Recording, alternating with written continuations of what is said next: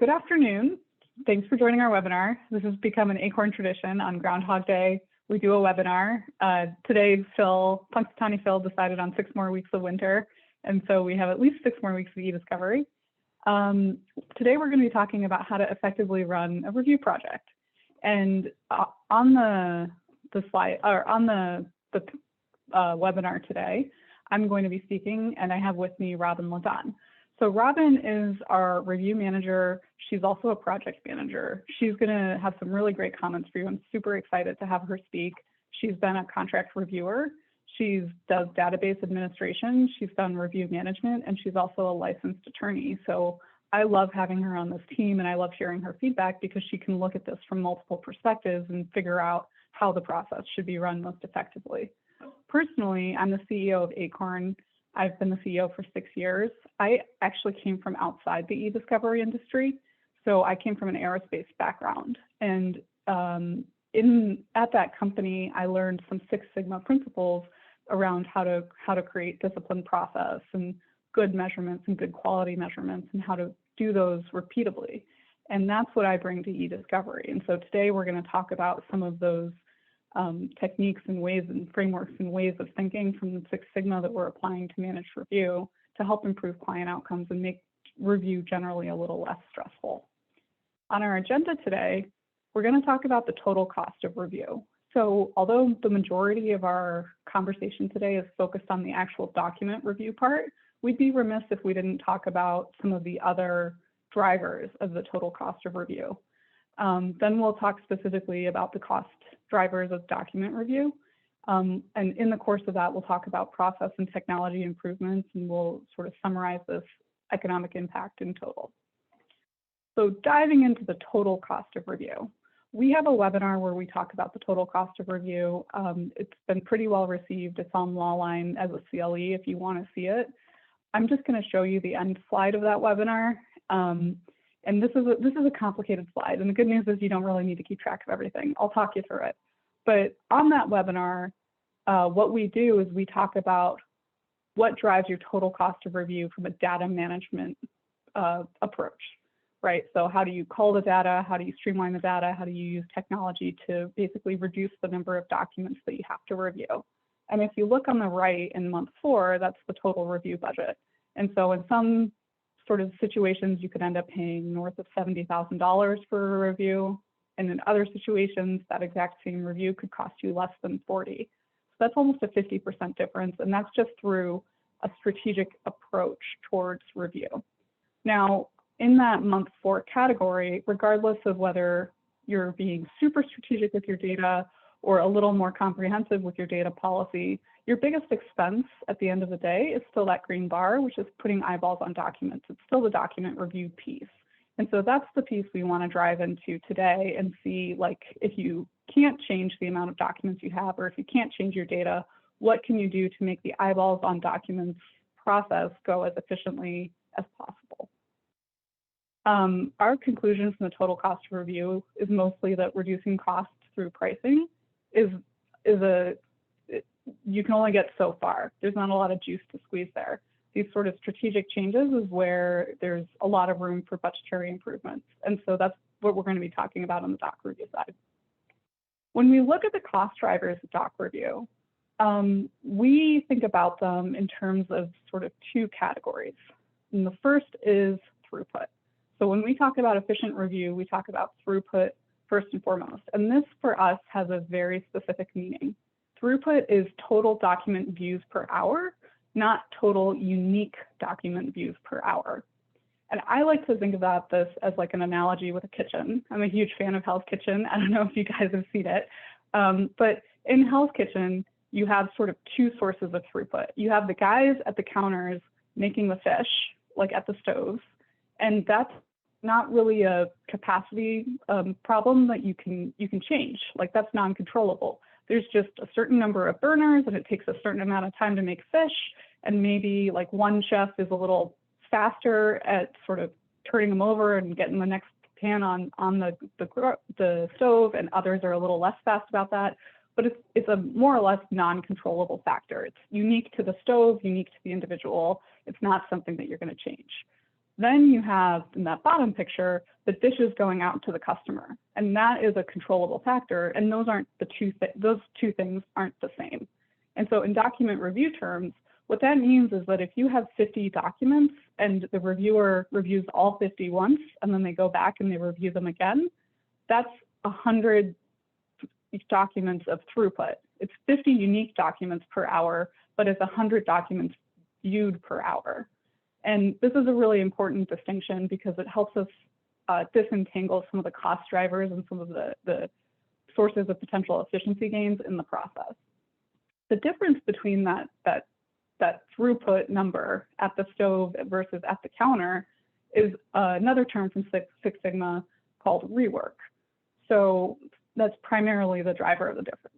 So for example, the way that you get to different numbers there is if you have a chef who's cooking 10 fish and maybe 1 out of 10 is raw, as Gordon Ramsay is yelling, the fish is raw, then you're gonna, for every 50 fish delivered, you're gonna have to make 55 fish at the stove, right? And so in document review terms, you're gonna have that same driver. You're gonna have 100,000 documents to review. That's your unique documents in the data set, but you might have 115,000 what we call effective documents to review. And so this is a very important concept to get because this is the entire structure of how we think about the economics of review. So with that, we have a small poll for you, and there's no wrong answer, but just curious to see where the audience stands on this issue. In your view, what matters more to the document review budget? Is that the doc reviewer efficiency, or is that the price, the hourly rate that you're paying for the doc reviewer?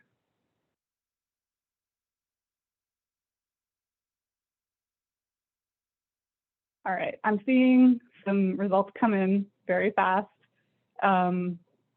We'll give it another minute or so, or sorry, another 10 seconds or so.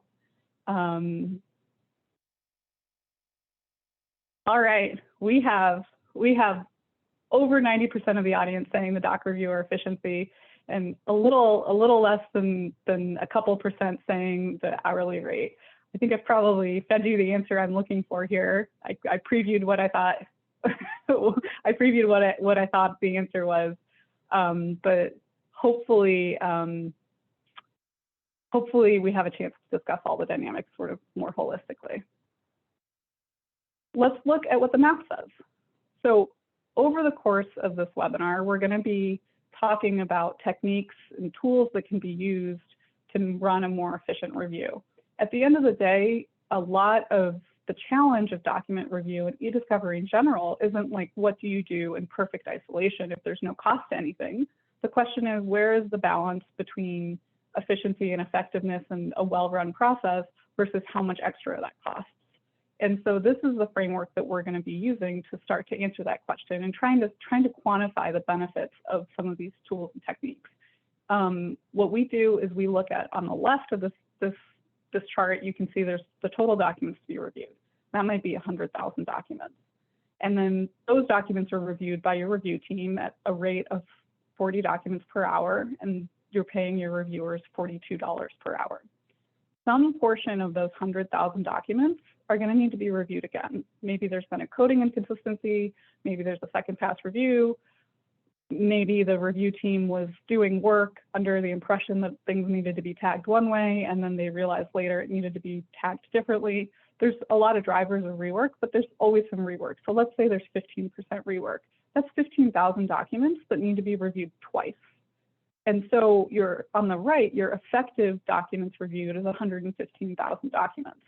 At the bottom, what does that mean in terms of your budget? Well, if you have 115,000 documents and you're reviewing them at 40 docs per hour, you're paying $42 per hour, this review is going to cost you about $120,000. So everything that we're talking about today in the webinar comes back to throughput and rework. A couple notes. Rework is not a huge cost driver in the document review process, but it is a huge driver of quality. So although we will look at the economics of rework, in your mind, what you should be thinking about is rework is a reflection of how many miscoded documents are there in our data set. And what the cost of that is to you will depend on the specifics of your case and the specifics of your situation. The second thing is all of the numbers that we're going to show you today, we've modeled thoroughly the same way we would if we were working with you on a project. And we've pulled the data and we've looked at our historical records. And so this is all generally grounded in fact and grounded in experience. And so with that, I will turn it over to Robin to talk to you about what we actually do with our reviews. Hi. So what I'm going to be talking about is the different cost drivers that pop up in a standard review. We've broken down the entire review process into some subparts: project ramp up, review management, reviewer optimization, and coding consistencies. With the exception of project ramp up, they all run concurrently. The first driver you're going to come across is project ramp up. And that's where you're going to be sourcing, onboarding, training the people that will actually be reading the documents. This could be you, could be your in-house attorney team, and possibly even contract attorneys. So how you set up a project will have a significant effect on the downstream, downstream on the cost. So what can be done at the start of the project that's really going to affect the number of documents reviewed and lower the number of documents that need rework? Well, the first thing you want to think about is who's going to be reviewing the documents. If you are a vendor, or you're going to be hiring contract attorneys, or even if you're in-house, you want to have a small, efficient team of highly skilled, qualified reviewers. I like to hire a team that I worked before rather than just getting as many bodies as possible. And I know, that there's a theory where the more bodies, the quicker the review is going to be done, but we're going to show you why that's not probably the best way to look at things. Having a small team will allow for better communication, increased productivity, easier management, and accountability. I also try to strategize and put together a team based on the anticipated type of review.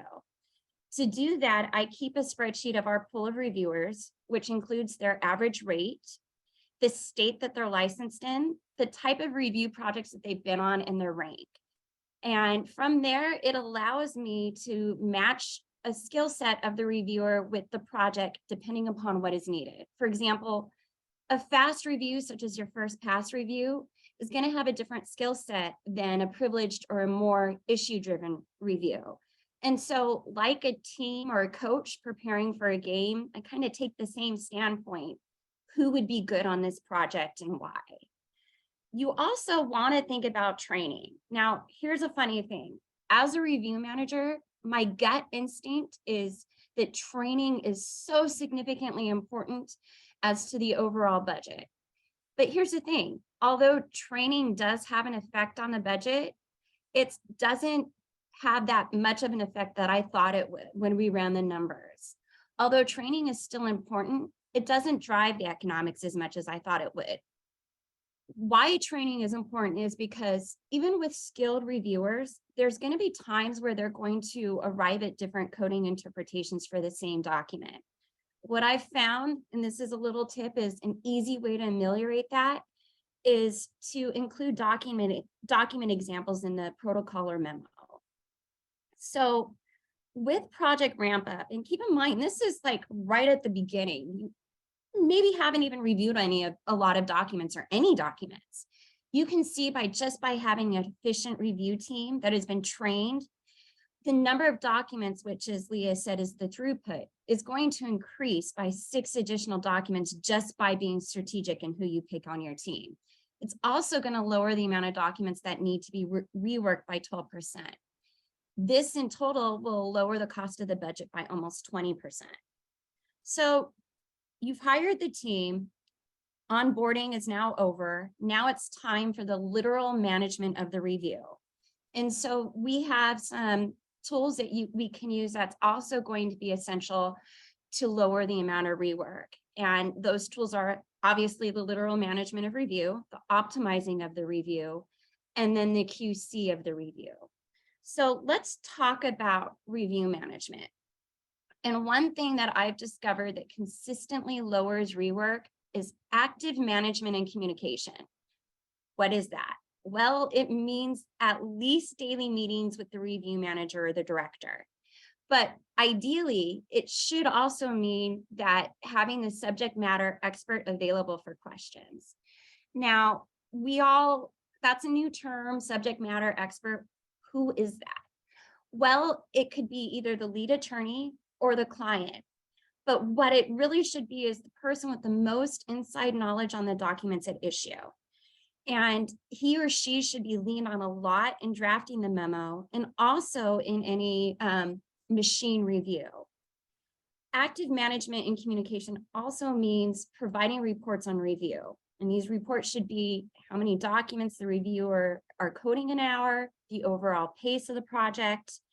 If you don't have reports and dashboards, which we'll get to in a little bit, that's a huge sign that your review is not being ran efficiently. Now, I want to take a moment to also talk about the reviewers themselves. So what do you do when you have low-performing reviewers? I have been on many projects, both as a review manager and also as a document reviewer, where I see the problem reviewers. They're doing the bare minimum. They're effectively just sitting there. And I was told that it would delay the review and increase the total cost of review just to have them to get rid of them. So it's better to keep them on than to get rid of them. But that's really not the case. If you look at the next slide, let's say you have 6 reviewers on a project, and the standard norm concurrently for reviewers is roughly 40 to 50 documents an hour. So as this slide illustrates, you have that one rock star reviewer that's blowing through at 90 docs an hour. You have a couple that are around the 40 to 45 range, one that's a little bit below the bar, and then 2 that are way below average. So if I was managing this team, I would coach reviewer number 1, cut reviewer number 2 and 3 immediately because they're just so below average. And I would flag reviewer 6 to peek at a little bit later to make sure that her coding is consistent and she's just not just flying through without really making informed decisions on each document.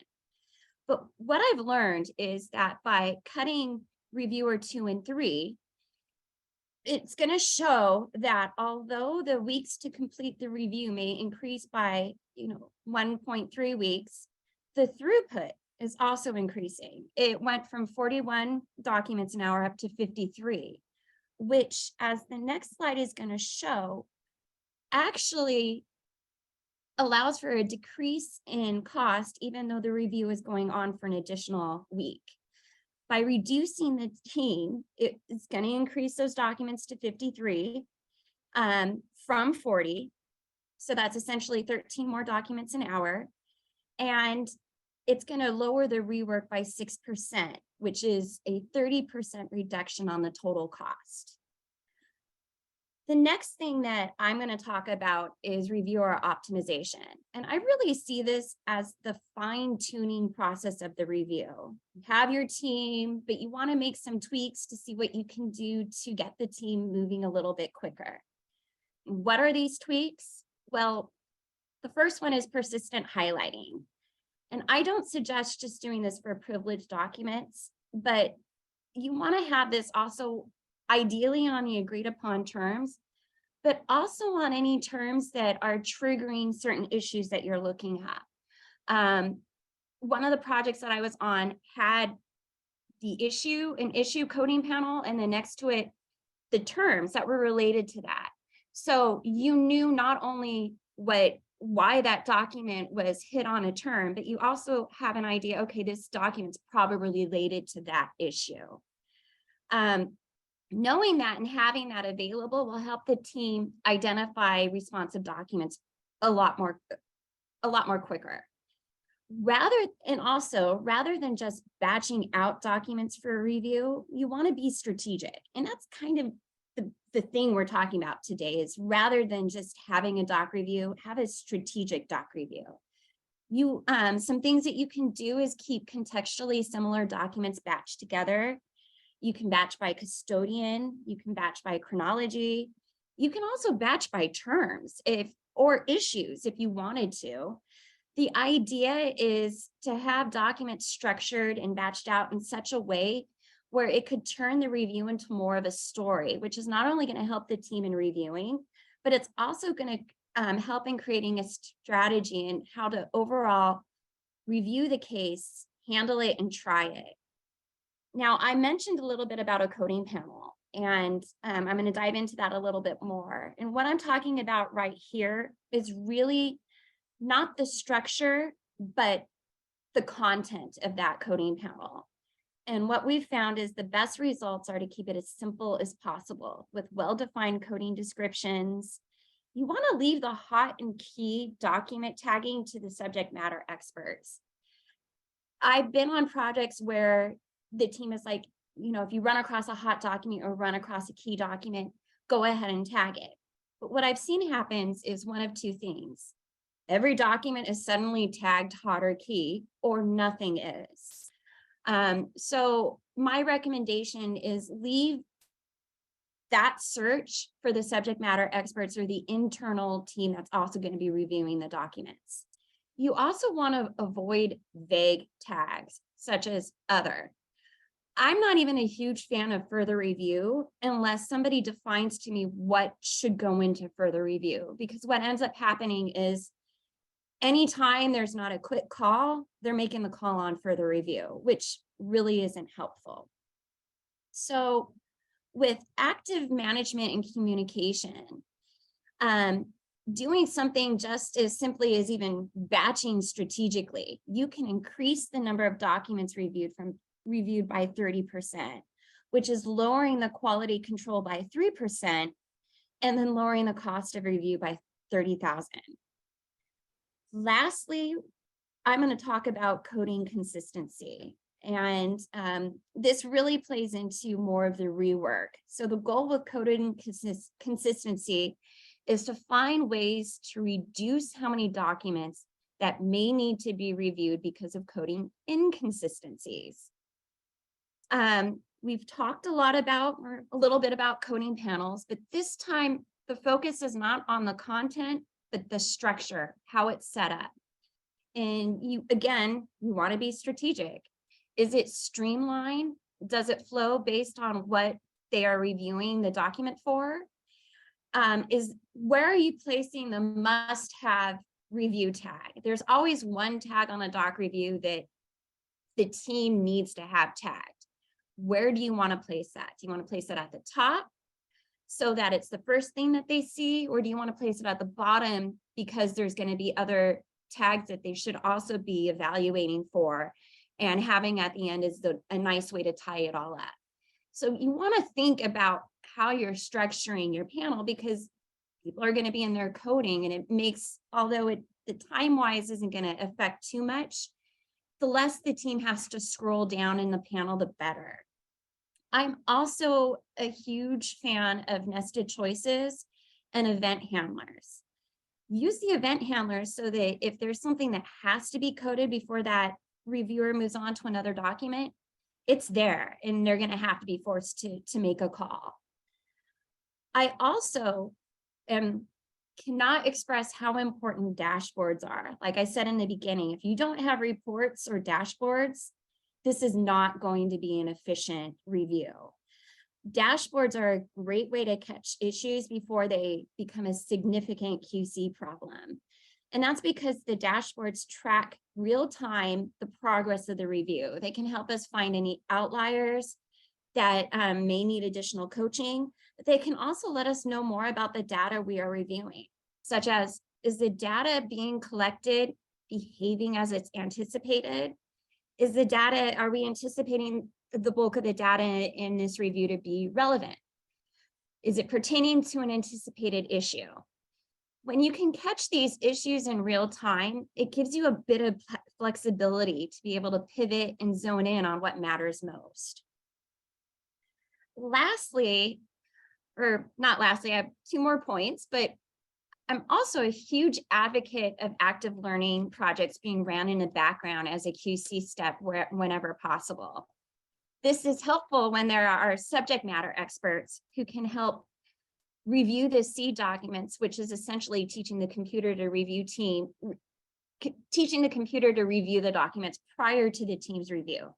But you can also do it on a review where you don't have a subject matter expert by just using the documents for the review as the seed itself. You will expect to see some deviations between the machine and the human reviewer, but significant deviations is what really should be investigated. Lastly, and this is one that you don't really hear about enough, is you can also do custom indexing. And that's really why I like relativity. It's super malleable in that each workspace can be tailored for the need of the case, all the way down to what will be searched on or what will be ignored. By tailoring the search index to include a word or character, or to ignore a word or character, you're going to get rid of false hits, which is going to lower the total documents to be reviewed.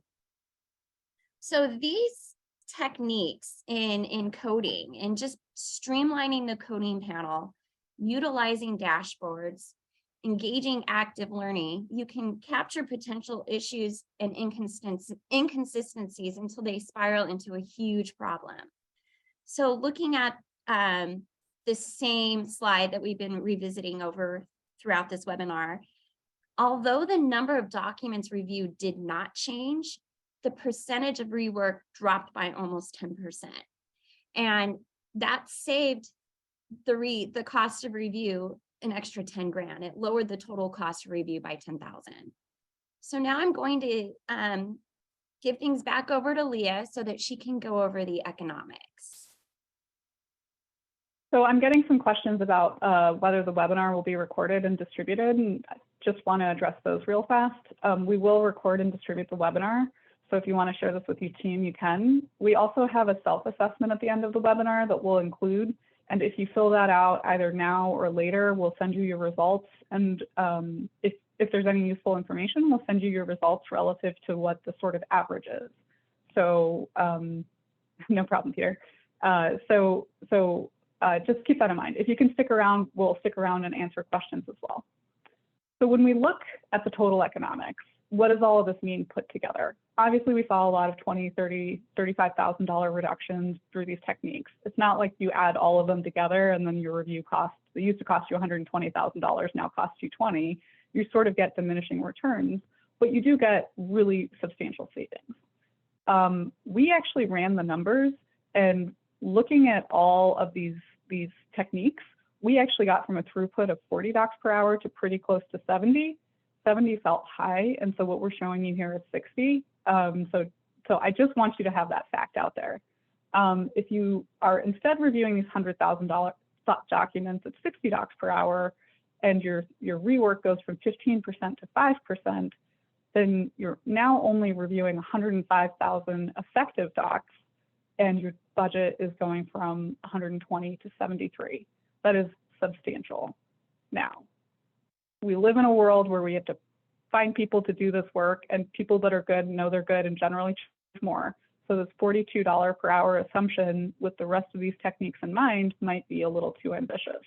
The question is, what number would you be willing to pay your contract reviewers under the strategic workflow that gets you to the same price? And then you kind of have both ends of your options, and we can start to figure out a middle ground where everybody wins. We ran the math, and that number is $69 per hour. So if you're really strategic and you pay your reviewer $69 per hour, you come out about the same place as if you're less strategic and going for cheaper reviewers. Now, obviously, we don't think anyone should pay $69 per hour, but the number is between 42 and 69. And it seems like in the legal world, we have a tendency to just split the difference right down the middle. And so that's probably where your answer is going to fall. This is also a good framework for those of you that know this internally and have trouble like articulating this to the people you work with. This is a good framework for you to explain why you want to go with someone with more expertise and how it's going to benefit the client and the team. A couple notes. So our analysis today has been very economically focused, and that's on purpose. Six Sigma came over with Japanese automakers, and if anyone on the phone is from Detroit, I apologize. But when Japanese cars first came over using these techniques, they weren't just cheaper, they were cheaper and better and more reliable and delivered faster. And so there was this fundamental belief that if you want to reduce budget, you're going to give up quality. And the truth is, the Six Sigma fundamental is if you run a really good process, you can win on quality and cost at the same time. And so we're going to see that here. These same techniques are going to result in a reduced quality rate or a reduced error rate and increased quality. So less of your documents will be miscoded. What the economic cost of poor quality is maybe potentially a separate webinar or something that you need to determine individually, but there is a cost to poor quality. And so as you use these techniques, quality is going to improve. You, your attorneys, your client, everyone is going to have much less stress about the process because you're going to know what your assumptions are. You're going to know what your milestones are that you need to hit to make your budget and make your deadline. And you're going to know in week 1, 2, 3 of the review whether you're on target or you're falling behind.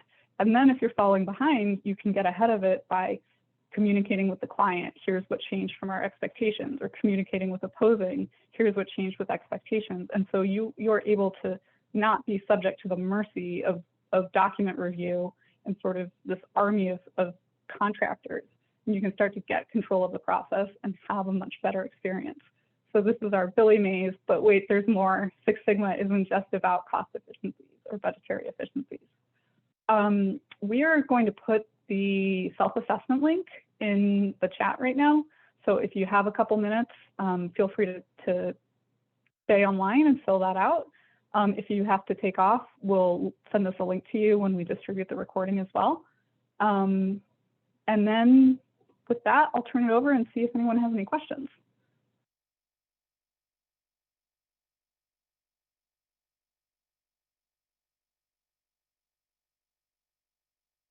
All right, it looks like no questions. There's a form. So in the self-assessment, there's a box where you can put questions, or if you have something specific, or if you just want us to answer it anyway, feel free to include that. We're not going to use that form to spam you or anything. We're just going to use that to follow up with your survey results and follow up with any questions. But if you put it in there, we will definitely answer. Thank you so much for attending. I'm sorry we went a little bit over. We were actually very excited to put this webinar together once we got it on paper, and we were really excited to share the sort of framework and view of managed review with you. So have a great day, stay warm. In Chicago, we've got 1 day of warmth before it gets very cold again, and in the rest of the country, good luck. Good luck with your 6 more weeks of winter.